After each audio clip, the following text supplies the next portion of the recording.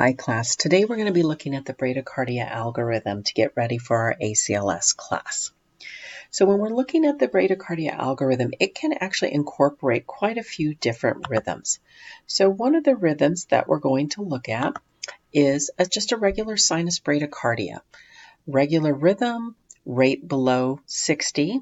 So this one here, I have a regular rhythm. I have a rate of 40. I have a sinus P wave for each and every QRS and normal interval measurements. It would be a sinus Brady at 40. Here I have something coming from the junction. I have a regular rhythm. I have an inverted P wave with a short PR interval, normal size QRS, and normal interval measurements. This would be a junctional rhythm at 50. Now this last example here, I have a regular rhythm. My rate here is only 40. I have no P wave in front of it, but I notice I have a wide and bizarre QRS. My QRS is wide and my ST segment and T wave go in the opposite direction. This is going to make this one an idioventricular, which is an escape mechanism from the ventricles. So this would be an idioventricular rate at 40. Now, the thing with the algorithm is whether it's a sinus Brady, a junctional, or an idioventricular, if they are causing symptoms for our patient, we're going down the same treatment pathway as for any of them. Now, these other two examples I have are examples of heart blocks. I have a second degree type 2. In this particular example, I see that I have more P waves, but they're nice, normal, rounded sinus P waves. They're not flutter waves. And in this example, my R to R happens to be regular, though that's not always the case for all heart blocks. The thing that you'll notice with a heart block with a secondary type 2 is you're going to have more P waves than QRSs, but the P waves that have QRSs, this PR interval, this measurement is going to be the same as this measurement, is going to be the same as this measurement, is going to be the same as this one, making it a second degree type 2. And this last example is an example of third degree heart block. And again, I have more P waves than I have QRSs. And in third degree blocks, you'll find P waves hidden in the QRS. You'll find them hidden in the T wave. Just because they're hidden, it doesn't mean they're not there. So in a third degree heart block, I will have more P waves than I have QRSs. And the other thing you're going to notice in a third degree heart block is P to P to P to P marches out. R to R to R to R marches out, but there's no relationship between the two of them. And you know that by that PR interval. This measurement is not the same as this measurement, is not the same as this measurement. Now, our algorithm is the same, whether we're looking at sinus Brady, junctional, idioventricular, heart blocks. If they're symptomatic, we're still going down that bradycardia algorithm. If you are a telemetry nurse or a critical care nurse, you should really know your heart blocks. You should know the differentiations between these. But if you're taking this strictly for ACLS, truthfully, a heart block is a heart block, and we're going to go down the same treatment. So the next thing we'll look at is the actual algorithm itself. So bradycardia with a pulse. So the first box says that you should assess the appropriateness for the clinical condition. Heart rates will usually be less than 50 beats per minute. If you have a bradycardia of 56 or 58, chances are your patient's probably going to be compensating and tolerating that pretty well. It's generally when heart rates get below 50 beats per minute that we have an issue. So when we see that we have a patient with a low heart rate, I want you to think, oh my, oxygen, monitor, IV. Do they need oxygen? Are they showing any signs of hypoxia? When we do our vitals, if we did an oxygen saturation, we should do an oxygen saturation. If it's less than 94%, we're going to think oxygen. This patient should be on the cardiac monitor. We want to get vital signs and a 12-lead ECG to try to identify and to see exactly what's going on here. And then we also want IV access so we can give medication as necessary. If there is a treatable cause, if there's something causing this bradycardia that we can easily fix, then that's what we want to do first. We want to identify and treat it as we're going through our OMI before we have to go to other treatment pathways. So then your next question is going to be, does the bradycardia cause symptoms? And the symptoms we're looking at is, do we have hypotension? Do we have a drop in blood pressure? Is our patient complaining of chest pain or shortness of breath or showing any signs of hypoxia?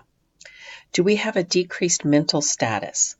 Are they complaining of dizziness, lightheadedness? Are we seeing signs of shock? Chest pain I already mentioned, and signs of heart failure. If you're saying no, your patient has a heart rate, it's 48 beats per minute, but they're tolerating it fine. Their blood pressure is okay, their oxygen saturation is okay, they're not dizzy, they're not lightheaded, then we can observe them and monitor and try to find the potential reasons why this is happening. If we say yes, they are symptomatic, then we need to think about treatment for them. And usually we're going to choose, there's a couple options that we can choose from. Generally, you're going to see atropine chosen first. And atropine, we give 0.5 milligrams. It's an IV push. It's a rapid IV push. And with atropine, you can repeat atropine every 3 to 5 minutes up to a maximum dose of 3 milligrams. Now, the one thing I would like to note here is when you have second degree type 2 and third degree heart blocks, atropine is not always as effective. You'll find in the algorithm that it still says you can give it, but it also, there's a little side note saying, yeah, we can give it, but it's not always as effective as it could be. So maybe we should just consider going directly to another option like that transcutaneous pacemaker or the dopamine drip or the epinephrine drip. So that's just kind of a side note on that one. Part of it will be your policies and protocols that you have at your facility for treating bradycardias if you're on a monitored floor. So if atropine is not working or we've run out of doses on atropine, we want to consider transcutaneous pacing. Now, when we use our defibrillator machine to actually do transcutaneous pacing, it is exceptionally uncomfortable for someone. When you turn the pacer component on, we usually set it at a rate of 60 to 70 beats per minute, and you keep turning up that milliamps of current until you actually see a pacemaker spike and until you see capture happen. That can take, on an average person, that can take 40 to 80 milliamps of current. That's a lot of current to be going through them on a continuous basis. So it's something that it's exceptionally uncomfortable for these people, and usually some sedation is going to be very appropriate for them. If you do not have transcutaneous pacing capability, another option we could do if that atropine wasn't working is we can consider a dopamine drip. Now, dopamine drips, we give 2 to 20 mics per kilogram per minute. So it's mics per kilo per minute. And you start low, usually at the 2 mics per kilo per minute, and you start titrating up until you get the response that you want. Dopamine is going to support your blood pressure, and it increases the heart rate as well. Please make sure you have a good IV. I'll show you a picture here in just a second of what dopamine can do to the tissues, the necrosis it can cause if you don't have a good IV site when you put it in. And then another option is an epinephrine infusion. Now, an Epi Infusion, they usually give 2 to 10 mics per minute, not mics per kilo like it was with dopamine, but mics per minute, and we titrate to the response. I have to be perfectly honest with you. I've never seen epinephrine used for this. You will frequently see the dopamine drip, the atropine, the transcutaneous pacer. Epi is an option for you, but it's not one that's generally used. Now, this picture that I'm showing you here, I really wanted to show you what dopamine can do to the tissues, the necrosis that it can cause if you don't have a good IV site when you start dopamine, if it's already infiltrated. So when you're getting ready to hang a dopamine drip, you make sure you have good IV access, that you've double checked it, that you're sure you have a good site with it. So the other thing on our algorithm that we can do is we can consider expert consultation. So get a cardiology consult. You know, if we have a patient who's bradycardic and they're having symptoms, it's very appropriate to get a cardiology consult.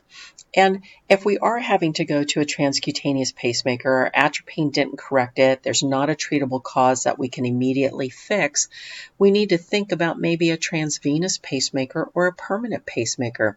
You can only do an external pacemaker for a short period of time. It's not going to be tolerated well for long periods of time. So good luck with your ACLS ventures, and this will conclude our bradycardia algorithm.